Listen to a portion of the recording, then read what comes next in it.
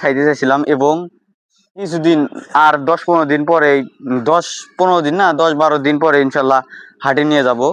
সেই কারণে আসলে বের করা, যাতে পরবর্তীতে বের করার পরে লাফালাফি না করে। এটার তুলনায় এটা আলহামদুলিল্লাহ একটু ভালো রেজাল্ট আসছে।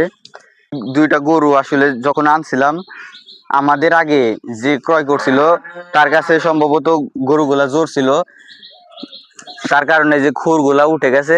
এবং আজকে বের করার কারণ যে একটু লাফালাফি করে খুরগুলা যাতে উঠে যায়, উঠে গেলে অনেক ভালো দেখা যাবে আলহামদুলিল্লাহ।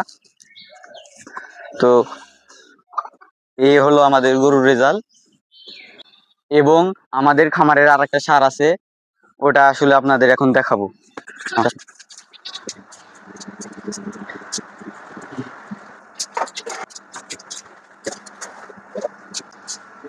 এই যে আমাদের খামারের সবচেয়ে বড় সার, এটা আপনাদের এর আগে দেখাইছিলাম। আলহামদুলিল্লাহ এটা ভালো গ্রোথ আসছে।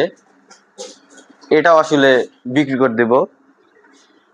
এটার এখনো দাঁত হয়নি, দাঁত সবে ফাঁক হয়েছে, পড়তে এখনো সম্ভবত 14-15 দিন লাগবে।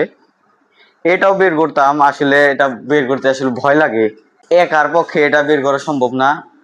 এটা আসলে অনেক দুষ্টু প্রকৃতির গরু, তা ভয় লাগে এটা বের করতে।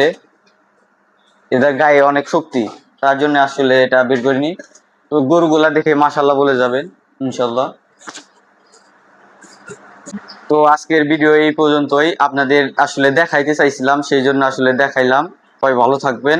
আসসালামু আলাইকুম রহমতুল্লাহ।